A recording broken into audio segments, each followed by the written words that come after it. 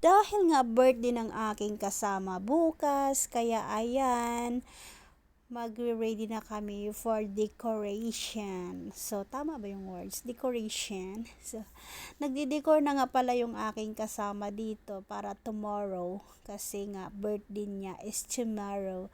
So, favorite color ng birthday girl is kulay blue. Blue, dili blue. So, ayan na nga guys, ang aking kaibigan dyan, ang aking kasama sa trabaho ay mahilig talaga dyan sa mga decor-decor. Kaya ayan, on the go talaga yan just pagdating sa mga decor-decor. Hindi talaga mawawala yung mga ganyan pag may birthday dito sa mga kasamahan ko. So ayan, konting tulong-tulong na lang sa aking kasama dahil wala din naman akong ginagawa. Ang saya kaya pag pag nagdi-decor. Tutuwa ako sa mga ganyang tao, mahilig mag-decor-decor kasi isa na ako dyan. Ito na yung final! Ang ganda na tingnan. So, finally, natapos na rin ni Neri yung kanyang decoration for birthday celebration. At dahil nga Friday na, ayan, so nagising ako ng umaga para mag-prepare ng lulutuin ko. So, ang lulutuin ko pala for today video ay ang pansit, pampahaba ng buhay. Sa birthday talaga, hindi mawawala tong pansit. Napakasarap kasi ng pansit pag may handaan, may birthday. Diyos ko, hindi talaga mawawala yan sa menu. Isa talaga yan sa mga menu ng mga Pilipino, ang pansit bihon. So, ayan, nagayat-gayat na nga ako dito ng gulay at saka yung aking sibuyas bawang. Yan lang naman yung isasahog ko dyan, yung gulay na carrots at saka bell pepper and repolyo. So ayan, kakat na natin ito ng paliit-liit lang dahil nga mamaya ay kainan na. So maaga kaming kakain ngayon, alas 12. So, wala nga naman kaming trabaho, dapat tutulog pa kami na nga, late kaming magising, pero mayroon kasing okasyon, kaya ayan, maaga kami nagising. So, yung kasama ko din ay nag-ano din siya ng pagkain. Iba din yung kanyang menu for today. Ang menu niya for today ay chicken kabsa. So, yung isa gumawa ng white pasta. So, yung isasahog ko dyan sa bihon ko ay atong breast chicken na half kilo. So, napakarami na yan sa half kilong pansit din. So, mas masarap tong breast chicken kasi wala na siya mga buto-buto. Puro laman lang yan. So, ugasan ko lang ito ng maigi. Saka ko siya hihiwain. So, ayan. Pinikpik pa yung manok. Ano yan? At dito na nga tayo sa pagluluto. Ayan na nga. Hiwa-hiwain ko na nga itong manok at saka yung bihon na gagamitin ko. So, ibababad ko lang pala yung bihon ng 10 to 5 minutes kasi papalambutin ko lang siya kasi pag nagluluto ako ng pansit ay yung ginigisa ko yung manok tapos yung bihon ay bababad ko muna sa tubig para medyo malambot siya. Yung mga kasamahan ko, ayan, morning na at yan, nagising na din sila tas nagkakape na rin. So, kape lang for today's video kasi mamaya mabubusog ang mga person. Ayan yung nagbe-birthday girl. So, umaga pa lang, agahan na namin ng pagluto kasi gutom kasi wala kaming agahan. Kaya ayan, dito na tayo sa pagluluto. Ay, nagisa na nga ako dito. Sinuti ko nga pala itong aking carrots kasi gusto ko hindi siya ma-overcook mamaya. Kaya isluluto ko muna siya sa konting mantika. Susuti ko lang saglit, like 3 minutes. So ayan na nga, sinunod ko na nga itong bell pepper. So gisa-gisa lang yan hanggang sa siya, crunchy lang, saglit lang ang pagluluto niyan para mamaya nga hindi siya maghalo kaya ng bihon, hindi siya madudurog. So itong repolyo din ang sinunod ko. So kanya-kanya talaga pagproseso ng pagluto ng bihon. Ako ganyan ang diskarte ko kasi yung bihon ay yung pansit mamaya ko na siya yan. Dahil nga nagisa ko na nga yung aking gulay kanina, dito naman ako sa paggisa ng manok. So naggisa na nga ako dito ng bawang sibuyas at isunod ko na rin itong hiniwa kong chicken breast. Ayan. So, ano ko lang siya muna, igisa-gisa ko na lang muna siya hanggang sa kulay ganyan na siya.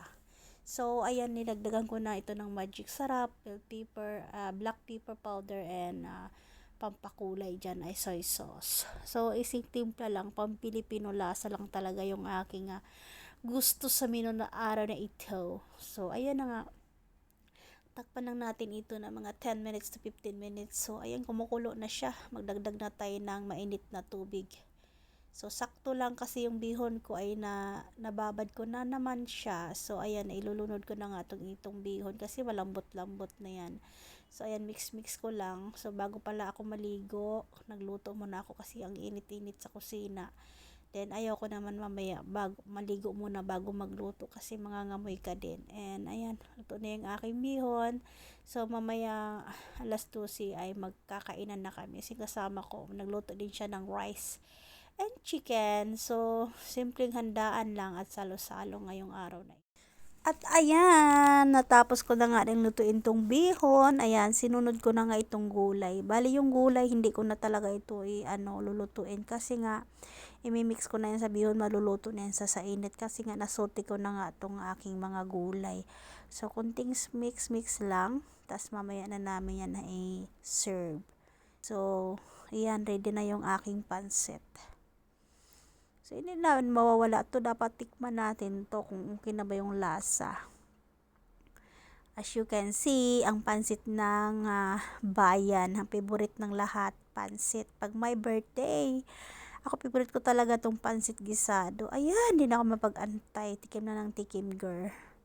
So, ayan, luto na yung aking pansit. This is it. So, mamaya kakain na kami. Ayan na, mamaya ko na ito lagyan ng dahon ng sibuyas. So, gunting-guntingin ko lang ito, i-prepare ko lang kasi at maliligo na nga din ako. Sobrang init na.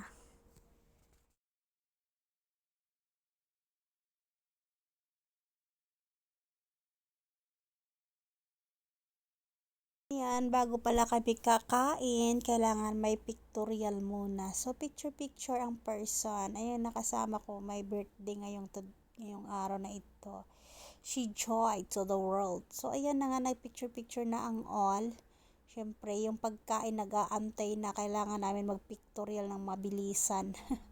So, ayan, di talaga mawawala ang pictures pag mayroong birthday. So, itong cellphone ko talaga bumibigay na sobrang dami ng pictures. So, ito na pala yung aming pagkain for today's video. So, ayan, kanya-kanya na kaming kuha ng pagkain. Dito na lang kami sa lapag kumain kasi nga marami kami at saka yung lamisa namin ay maliit lang para sa aming 12. So, ayan, enjoy the foods, guys. Natawa ako dyan sa video kasi yung pa ng kasama ko, nakita sa video, gigigil siya. Sabi niya, uy, yung pa ako, bakit mo sinali sa video? Malaluya pa naman yung pa ako. Kaya tawa kami ng tawa. Pero grabe guys, sobrang busog namin. Kami talaga itong plat na walang hinto. Hala, kain lang ng kain. Basta may pagkain. Salamat Lord sa pagkain sa araw na ito. So ayan, enjoy lang tayo guys. At ayan, happy birthday Joy. So, ayan, as you can see, hindi na kami makatayo sa sobrang busog. Nito na lang talaga kami sa lapag. So, ayan, madami pa kaming pagkain na natira. Kakainin ulit namin yan mamayang gabi. Dahil nga lunch pa lang ngayon. So, mamayang gabi ulit, may hapunan pa kaming matitira. So, ayan, ang daming pagkain. Oh. Look at that. Hindi pa nangalahati yung aming kanin. At saka yung aming white pasta. So, yung iba kong kasama dito kumain sa kusina kasi masikip na dito sa aming lapag. Lapangs. So, ayan guys, sobrang busog na ang mga person. Kaya, ayan, thank you for watching sa aking vlog for today. Salamat po sa inyong panonood at walang sawang pagsusuporta sa aking mini vlog. Thank you so much guys. Ayan, mga kasamahan ko dito sa trabaho. So, enjoy lang tayo mga inday and happy birthday sa aking kasama dito sa trabaho. Ayan.